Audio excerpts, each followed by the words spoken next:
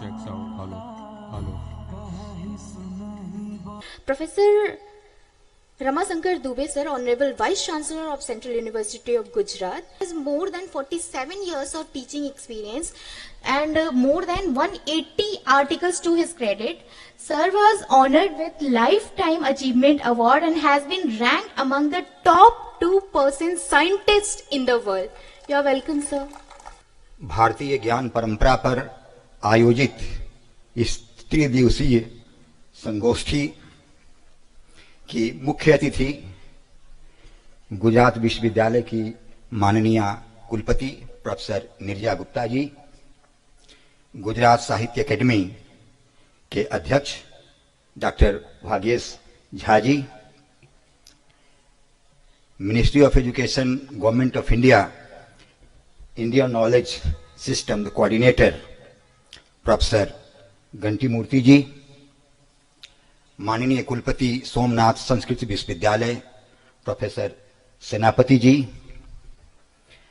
अखिल भारतीय विद्यार्थी परिषद के संगठन महामंत्री अश्विनी जी, इस कार्यक्रम के संयोजक प्रोफेसर महापात्रा जी, विश्वविद्यालय के रजिस्ट्रार और dean school of education professor H B. Patel ji, इस प्रसाल में विराजमान प्रोफेसर सिंधे जी, प्रोफेसर आलोक गुप्ता जी, विश्वविद्यालय के सभी शिक्षकगण, हमारे सभी अतिथिगण जो विभिन्न विश्वविद्यालयों से विभिन्न संस्थानों से आए हुए हैं, विश्वविद्यालय के सभी अधिकारी कर्मचारी छात्र छात्राएं, हम सब ने अभी अपने माननीय प्रबुद्धजनों के मुखार बिंदु से हमने भारतीय ज्ञान परंपरा के विषय में विस्तृत बातों पर चर्चा हमने सुनी। भारत एक राष्ट्र है जिसकी एक अपनी संस्कृति है और ये संस्कृति अध्यात्म प्रधान संस्कृति है। तो हम जब कभी भी भारतीय दृष्टि की बात करते हैं तो उसमें भौतिकता के साथ आध्यात्मिकता का अद्भुत समन्वय है और यही समन्वय है कि जो पाश्चात्य दृष्टि से हमको भारतीय दृष्टि को अलग बनाती है। प्रोफेसर घंटी मूर्ति जी ने 4 पुरुषार्थ की बात की, धर्म अर्थ काम और मोक्ष। इसमें अर्थ और काम हमें भौतिक दृष्टि की बात करते हैं, भौतिकता की याद दिलाते हैं, जबकि धर्म और मोक्ष हमें आध्यात्मिकता की तरफ ले जाते हैं। और उन्होंने धर्म की विशद व्याख्या की। धर्म के बारे में मनुस्मृति में भी कहा गया है, आचारः परमो धर्मः, आचार विचार व्यवहार ये हमारा परम धर्म है। और महर्षि कणाद ने भी वैशेषिक सूत्र के दूसरे सूत्र में ही उन्होंने धर्म की व्याख्या की है और उन्होंने कहा है कि जिससे मानव का लोक हित हो और परलोक हित हो वो कर्तव्य सभी धर्म है। तो उन्होंने धर्म को कर्तव्य से जोड़ा कि जो भी हम मानवोचित कर्तव्य करते हैं वो हमारा धर्म है। तो ये भी हमारी भारतीय दृष्टि है जो कि धर्म की परिभाषा को किसी पंथ में किसी मजहब में नहीं बांटती, बल्कि धर्म को मानवोचित कर्तव्य की श्रेणी में जो भी हम कर्तव्य करते हैं, लोकोपयोगी कर्तव्य करते हैं, वो धर्म है। और इसी दृष्टि को रखते हुए जो हमारी जो परंपरा थी, शिक्षा की परंपरा, गुरु शिष्य की परंपरा, उसमें पाश्चात्य दृष्टिकोण के अनुरूप केवल गुरु ज्ञान नहीं देता था, बल्कि ये गुरु का दायित्व बनता था कि शरीर मन बुद्धि और आत्मा का विकास करे। छात्र के अंदर, छात्र या छात्रा के अंदर शरीर मन बुद्धि और आत्मा का विकास, क्योंकि हमारा शरीर केवल भौतिक शरीर नहीं है। शरीर मन बुद्धि और आत्मा, तब हम सर्वांगीण विकास की बात करते हैं, तब हम मनुष्य के होलिस्टिक डेवलपमेंट की बात करते हैं, समग्र विकास की बात करते हैं। क्योंकि भारतीय दृष्टि मनुष्य को केवल एक शरीर के रूप में नहीं देखती, भारतीय दृष्टि मनुष्य को एकात्म भाव में देखती है। शरीर मन बुद्धि और आत्मा, मनुष्य, मनुष्य के बाद परिवार, परिवार के बाद राष्ट्र, राष्ट्र के बाद भूमंडल और सृष्टि। तो मनुष्य पूर्णतः एकात्म है और इसी प्रकार की शिक्षा, इसीलिए शिक्षा गुरु के द्वारा हमारे गुरुकुल में दी जाती थी कि हम मानव के संपूर्ण विकास की बात करें, संपूर्ण विकास की अवधारणा पर चलें। और इसी प्रकार जो हमारी भारतीय ज्ञान परंपरा का उद्भव हुआ, वो ज्ञान परंपरा के उद्भव के साथ भौतिक ज्ञान और आध्यात्मिक ज्ञान दोनों का साथ साथ उद्भव हुआ। और जो हमारे वैज्ञानिक भी थे, ऋषि महर्षि भी थे, उनके अंदर अध्यात्म के साथ साथ वो वैज्ञानिक थे। और इस प्रकार जैसा कि मैडम ने कहा, मल्टीडिसिप्लिनरी एजुकेशन, उनके पास मल्टीडिसिप्लिनरी भाव था। और हमारे ज्ञान परंपरा का उद्भव हम वेदों को मानते हैं, जिसे सेनापति जी ने कहा।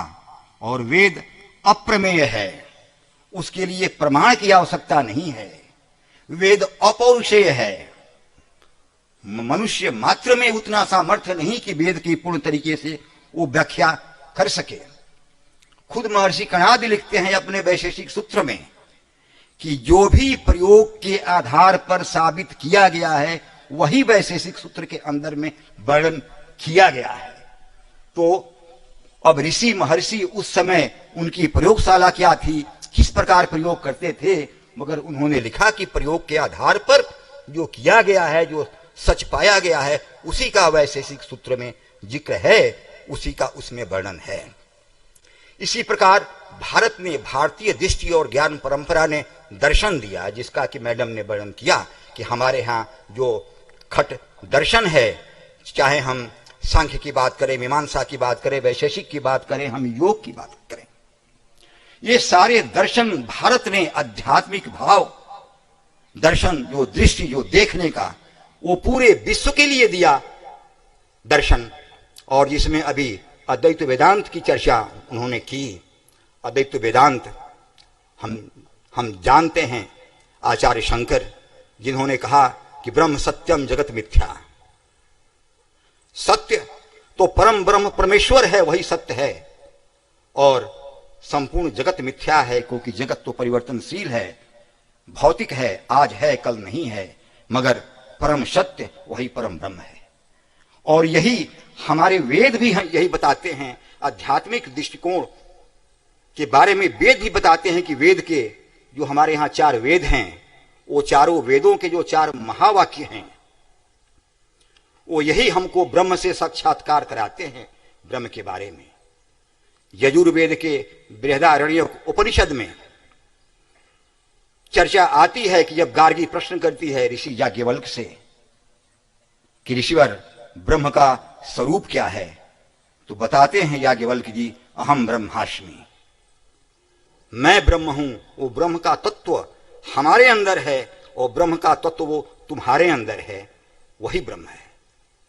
और इसी की चर्चा सामवेद के छांदोग्योपनिषद में आता है, जब महान ऋषि आरुणि उदालक अपने पुत्र श्वेतकेतु जो कि गुरुकुल में पढ़ने के लिए जाते हैं, कई बार पढ़ करके आते हैं, फिर भी आरुणि को ये लगता है कि उनके अंदर जो विद्या, जो विनम्रता देती है, वो विनम्रता नहीं है, विद्या ने इनको अहंकार दे दिया है। तो वो ले जाते हैं अलग और उनको सिखाते हैं कि पहले ब्रह्म क्या है, पहले सत्य क्या है, वो तुम जानो। और कहते हैं तत्त्वम असि, वो तत्व तुम ही हो। और कहते हैं कि जिस प्रकार मिट्टी का छोटा घड़ा है, मिट्टी का बड़ा घड़ा है, बर्तन है, अलग अलग आकार में वही मिट्टी है, मगर उसका तत्व तो मिट्टी है।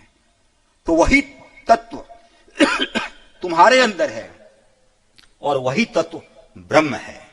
तो हमारे इसी प्रकार ऋग्वेद में,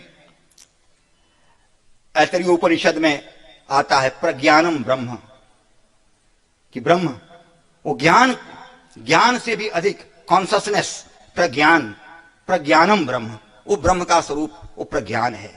तो इस प्रकार परम पिता परमेश्वर परमात्मा जो परम ब्रह्म है और मनुष्य जीवात्मा है, और जीवात्मा आध्यात्मिक शक्ति, आध्यात्मिक ऊर्जा प्राप्त करने के बाद ये जीवात्मा महात्मा की श्रेणी में पहुंचता है।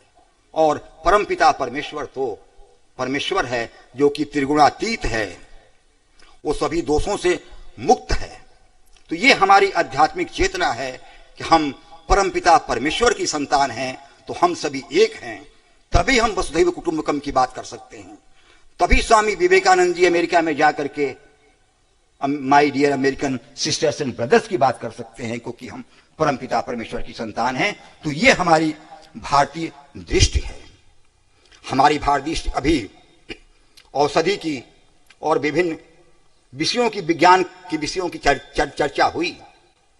हमारी भारतीय दृष्टि है कि जब से सृष्टि की रचना हुई, औषधि के रूप में आयुर्वेद हमारे सामने आया। आयुषो वेदः इति आयुर्वेदः। आयु की वृद्धि, आयु किस प्रकार हमारे यहाँ शतायु सबको वरदान दिया जाता है, शतायु 100 वर्ष जीने का। तो हमारी ये परंपरा है 100 वर्ष की जीने की परंपरा। और आयुर्वेद केवल विज्ञान नहीं है, आयुर्वेद दर्शन है, जो कि संपूर्ण जीवन को हम कैसे स्वस्थ रखें और कैसे हम शतायु अपने को ले जाएं, 100 वर्ष की उम्र ले जाएं, इसकी शिक्षा, इसकी विधि, स्वस्थ रहने की विधि सिखाता है, देता है आयुर्वेद, जो कि पाश्चात्य एलोपैथिक संस्कृति से अलग है। जब कोई रोग होता है तब हम जाते हैं, दवा लेते हैं, मगर हमारी जो चिकित्सा की औषधि की जो पद्धति है, आयुर्वेद की पद्धति है, वो हमको स्वस्थ रखने की बात करती है। और हमारे वेदों में, चाहे हम आयुर्वेद की बात करें, चाहे हम जिस भी विज्ञान की विभिन्न विधाओं की बात करें, आयुर्वेद में है। अभी ऊर्जा की बात चल रही थी। ऋग्वेद में वर्णन है कि महर्षि अथर्वा ने सर्वप्रथम अग्नि को उत्पन्न किया, और अग्नि को उन्होंने 3 प्रकार से उत्पन्न किया। घर्षण के द्वारा उत्पन्न किया, सरोवर के जल के मंथन के द्वारा उत्पन्न किया, और भूगर्भ पृथ्वी के अंदर से उत्पन्न किया। 3 प्रकार से उत्पन्न किया। और ऋग्वेद में लिखा गया है कि अग्नि ऊर्जा का सम्राट है, ऊर्जा की सम्राट अग्नि है। और वैशेषिक सूत्र में महर्षि कणाद भी लिखते हैं, विभिन्न ऊर्जा का वर्णन करते हैं महर्षि कणाद। और महर्षि कणाद ताप को भी पदार्थ कहते हैं। और आइंस्टीन की जब theory of relativity I, E=mc², 20वीं शताब्दी में, तब हम समझे कि पदार्थ को भी ऊर्जा में बदला जा सकता है, जबकि महर्षि कणाद उस समय कह दिए थे। ईसा से 600 वर्ष पहले महर्षि कणाद ने वैशेषिक सूत्र की रचना की। ईसा से 6 वर्ष पहले महर्षि कणाद ने गुरुत्वाकर्षण के बारे में बताया। महर्षि कणाद ने लिखा, संयोगा भावे गुरुत्वात् पतनम, कि जब संयोग, किसी भी कोई 2 वस्तु अपने से जुड़ी रहती है, तो संयोग छूट जाता है तो पृथ्वी के गुरुत्व के साथ नीचे की तरफ गिरती है।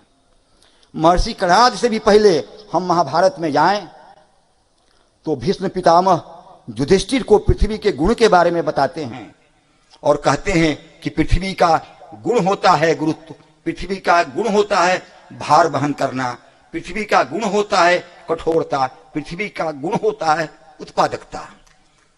तो वहां वर्णन है गुरुत्वाकर्षण के बारे में। फिर गुरुत्वाकर्षण के बारे में विस्तृत रूप से भास्कराचार्य द्वितीय 12वीं शताब्दी में विस्तृत रूप से गुरुत्वाकर्षण के बारे में बताते हैं। तो गुरुत्वाकर्षण का सिद्धांत, उसके साथ साथ हम गति के नियमों का सिद्धांत के बारे में भी देखें तो गति के नियमों के सिद्धांत के बारे में भी महर्षि कणाद ने ईसा से 600 वर्ष पहले वैशेषिक सूत्र में विस्तृत रूप से वर्णन किया। और बाद में 16वीं शताब्दी में आकर के न्यूटन ने वही तीनों सिद्धांत, गति के नियम दिए, वही गुरुत्वाकर्षण के सिद्धांत दिए, जो कि महर्षि कणाद से लगभग 2000 वर्ष बाद। तो ये हमारे भारतीय वहां के वैज्ञानिक थे। अभी केमिस्ट्री की बात आ रही थी।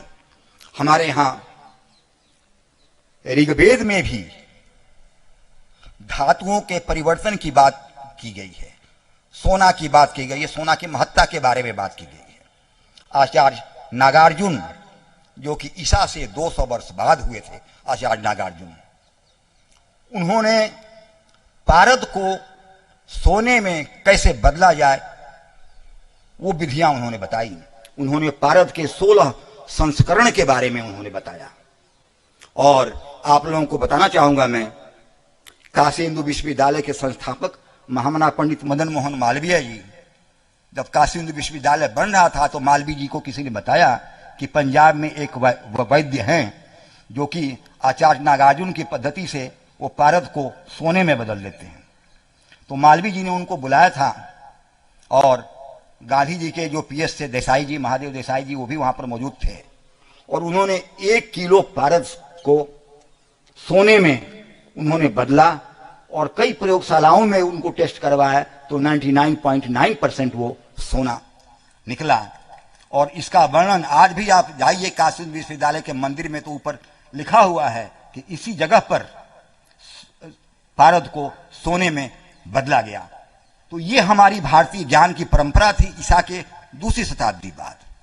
आज तक हम सिर्फ ये जान पाए हैं कि एटॉमिक नंबर पारद का मरकरी का एटॉमिक नंबर 80 है, गोल्ड का एटॉमिक नंबर 79 है। एक प्रोटॉन निकल जाए तो बन जाएगा, मगर किस प्रकार बनेगा आधुनिक साइंस आज तक इसको भी नहीं समझा। तो ये हमारी भारतीय ज्ञान की परंपरा है। शरीर को स्वस्थ रखने की परंपरा योग तो भारत का ही उपज है, भारतीयता की उपज है, जो कि योग का वर्णन तो हमारे यहां वेदों में है। और उसके बाद से महर्षि पतंजलि ने विशिष्ट रूप से जब अष्टांग योग की चर्चा की कि यम नियम आसन प्राणायाम प्रत्याहार धारणा ध्यान समाधि, और उसके बाद से यम के बारे में भी उन्होंने बताया, अहिंसा सत्य अस्तेय ब्रह्मचर्य संग्रह, इनको उन्होंने महाव्रत कहा। अहिंसा सत्य अस्तेय ब्रह्मचर्य संग्रह, जो कि सबको पालन करना चाहिए। उसके बाद से नियम के बारे में उन्होंने बताया, जिसे शौच संतोष तप स्वाध्याय ईश्वर प्राणिधान, ये नियम उन्होंने बताया कि हर व्यक्ति को ये नियम का पालन करना चाहिए। और उसमें स्वाध्याय और ईश्वर प्राणिधान ये बहुत ही महत्वपूर्ण है। हमारे यहाँ कहा भी गया है कि व्यसनानि सन्ति बहुधा व्यसनोद्वयम केवलम व्यसनम विद्याभ्यास व्यसनम अथवा हरिपाद सेवनम व्यसनम, कि स्वाध्याय व्यसन है। वो व्यसन उसे कहते हैं जो छोड़ना भी चाहे छूट न सके, मगर हमारे यहां शास्त्र के अनुकूल ये 2 व्यसन माने गए हैं, विद्याभ्यास व्यसनम अथवा हरिपाद सेवनम व्यसनम। और वही हरिपाद सेवनम आज हम लोग वो राम मंदिर का वो देख रहे हैं प्रतिमूर्ति। हमारे यहाँ आयोजन हुआ था एक संगोष्ठी का कि वो राम मंदिर नहीं है, राष्ट्र मंदिर है, क्योंकि राम हमारी भारत की अस्मिता के प्रतीक हैं, भारत राष्ट्र के कण कण में व्याप्त हैं। भारत वो मर्यादा पुरुषोत्तम राम हैं कि जो अयोध्या में तो प्रकट हुए, जनकपुरी में उनकी शादी हुई और पूरे देश के भ्रमण पर निकल गए, जंगल से होते हुए सबको एकत्र करते हुए और लंकापुरी तक गए। संपूर्ण राष्ट्र के प्रतिनिधित्व करने वाले मर्यादा पुरुषोत्तम राम, संपूर्ण राष्ट्र के वन्य जीवों और सबको संगठित करने वाले मर्यादा पुरुषोत्तम राम, इसलिए वो राम इस भारत की संस्कृति के नायक हैं। इसलिए जो राम मंदिर बना है वो राम मंदिर नहीं, राम मंदिर तो है ही राष्ट्र मंदिर है। अभी मेडिकल साइंसेस की चर्चा 1-2 चर्चा और करके मैं विराम दूंगा, क्योंकि मैडम ने प्रसंग छेड़ा कि हमको सारे में इंडियन नॉलेज, भारतीय ज्ञान परंपरा हर विधाओं में पढ़ानी चाहिए।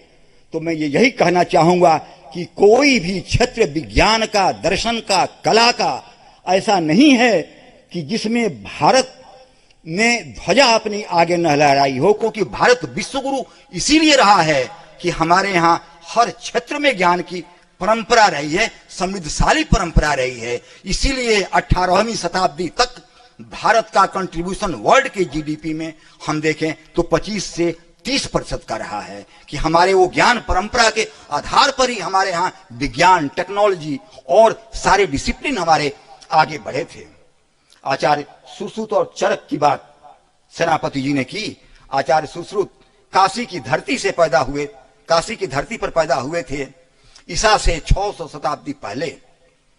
और आचार्य सुश्रुत ने सुश्रुत संहिता में लगभग 300 प्रकार के ऑपरेशन का वर्णन किया। उन्होंने लगभग 1000 पेड़ों औषधीय वृक्षों का उन्होंने वर्णन किया। और उन्होंने लिखा कि प्रकृति में कोई भी ऐसा वृक्ष नहीं है जिसका कि औषधीय गुण न हो, कोई न कोई। और उन्होंने लगभग 100 इंस्ट्रूमेंट्स, जो ऑपरेशन करने वाले इंस्ट्रूमेंट का वर्णन किया। उस समय ईसा से 600 वर्ष पूर्व पूरे वर्ल्ड में मेडिकल साइंस बिल्कुल इन्फेंसी रहा होगा, एलोपैथी कौन जानता होगा। उस समय हमारे यहां औषधि की इतनी बड़ी परंपरा थी, आयुर्वेद की परंपरा थी। तो हम चाहे वो फिजिक्स की बात करें, महर्षि कणाद को तो ऑलरेडी हम लोग कहते ही हैं कि वो परमाणु जनक है, परमाणु साइंस के पिता हैं, क्योंकि महर्षि कणाद ऐसे पहले वर्ल्ड में, कहिए पूरे संसार में ऐसे पहले वैज्ञानिक होंगे जिन्होंने कि सबसे पहले कहा था कि किसी भी द्रव्य को हम छोटा से छोटा करते जाएं तो उसका भाग जो न्यूनतम बनता है वो परमाणु है, और परमाणु के संघनन से अणु बनता है। उन्होंने ईसा से 600 शताब्दी में कहा, और उसके बाद 1803 ईस्वी में जाकर के डाल्टन ने एटॉमिक थ्योरी दिया। तो हम लोगों की किताबों में पढ़ाया जाता है कि परमाणु शास्त्र के जनक डाल्टन हैं, जबकि हमारे यहां वैशेषिक सूत्र में उदाहरण है कि महर्षि कणाद ने। तो इस प्रकार हम विज्ञान के जितनी विधाओं की बात करें, कला के जितनी विधाओं की बात करें, वो सब हमारे यहां हमारे वैदिक साहित्य में या वेद आधारित जो साहित्य है उसमें विद्यमान है। अभी आर्यभट्ट की चर्चा हुई। 476 एडी में आर्यभट्ट बिहार की धरती पे कुसुमपुर जगह है, वहां से पैदा हुए थे। 23 वर्ष की अवस्था में उन्होंने आर्यभट्टियम लिखा, और आर्यभट्टियम में उन्होंने विस्तृत प्रमाण के साथ उन्होंने लिखा कि पृथ्वी गोल है, पृथ्वी अपनी धुरी पर घूमती है, और पृथ्वी सूर्य के चारों ओर घूमती है। और विभिन्न नक्षत्रों का, विभिन्न ग्रहों के बारे में उन्होंने विस्तृत रूप से उसके अंदर उन्होंने चर्चा की। पाई का मान उन्होंने निकाला 0.4 अंकों तक। जीरो का विस्तृत व्याख्या उन्होंने की, पूरा विश्व जानता है। आर्यभट्ट के पहले भी ऋग्वेद में भी पृथ्वी के बारे में प्रमाण मिलता है कि पृथ्वी गोल है, मगर आर्यभट्ट ने विस्तृत रूप से उसकी व्याख्या की। तो इस प्रकार हमारे एक से एक वैज्ञानिक रहे हैं। वराहमिहिर रहे हैं 5वीं शताब्दी में, चंद्रगुप्त विक्रमादित्य के नवरत्नों में से एक वराहमिहिर, जिन्होंने कि सर्वप्रथम बताया सबसे पहले उन्होंने बताया कि जो चंद्रमा या तारे, इनके अंदर जो अपनी रोशनी है, वो रोशनी उनकी अपनी नहीं है, बल्कि वो रोशनी सूर्य की रोशनी है। बहुत बड़े खगोल वैज्ञानिक थे। तो आज आवश्यकता है कि हमारे शिक्षण संस्थानों में हम भारतीय ज्ञान परंपरा के बारे में हम बताएं। और professor Murthy ji, ministry of education और लोग की कई कमेटी थी, मूर्ति जी भी थे, हम लोग भी थे, बहुत सारे लोग थे कमेटी में। ऑलरेडी करिकुलम बना दिया गया है कि हम लोग चाहे उसको कंपलसरी भी ले सकते हैं या उसको सब्जेक्ट वाइज भी हम ले सकते हैं। अब इंस्टीट्यूशन के ऊपर डिपेंड करता है। मॉडल करिकुलम ऑलरेडी वेबसाइट पर भी, यूजीसी के वेबसाइट पर अवेलेबल है भारतीय ज्ञान परंपरा के कार्य के लिए। और आपको बताते हुए हमें खुशी हो रही है कि जब से राष्ट्रीय शिक्षा नीति 2020 हुई, तब से हमारे यहाँ 2 क्रेडिट कोर्स हर सेमेस्टर में, चाहे वो बीए का लड़का हो, एमए एमएससी का लड़का हो, उसके लिए कंपलसरी है पढ़ना होलिस्टिक एजुकेशन, जिसमें कि हम इंडियन नॉलेज सिस्टम के बारे में पढ़ाते हैं। और करिकुलम हमारे यहाँ बदला जा रहा है, करिकुलम बदलने का क्रम जारी है।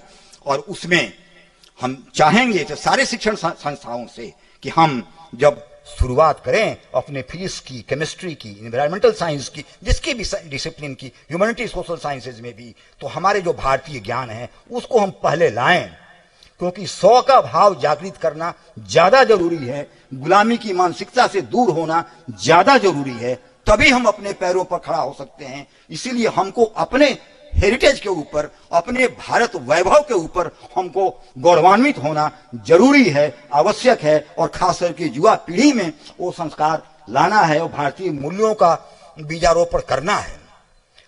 यदि हम ये शिक्षण संस्थानों में अपने लड़कों में संस्कार नहीं लाएंगे तो कौन पढ़ाएगा उनको। इसीलिए भारतीय ज्ञान परंपरा, भारतीय संस्कार, भारतीय मूल्यों का रोपण करना, बीजारोपण करना हमारे छात्र छात्राओं में ये शिक्षण संस्थाओं की जिम्मेदारी बनती है। इसलिए विशेष रूप से जिम्मेदारी है कि हम भारतीय ज्ञान परंपरा को, भारतीय मूल्यों को, भारतीय रीति रिवाजों को अपने हम पाठ्यक्रम में हम शामिल करें। और एक बार गुजरात केंद्रीय विश्वविद्यालय की तरफ से मैं आप सभी महानुभावों का और जितने हमारे अतिथिगण हैं, मैं सभी का बहुत बहुत स्वागत करता हूं, अभिनंदन करता हूं। बहुत बहुत धन्यवाद।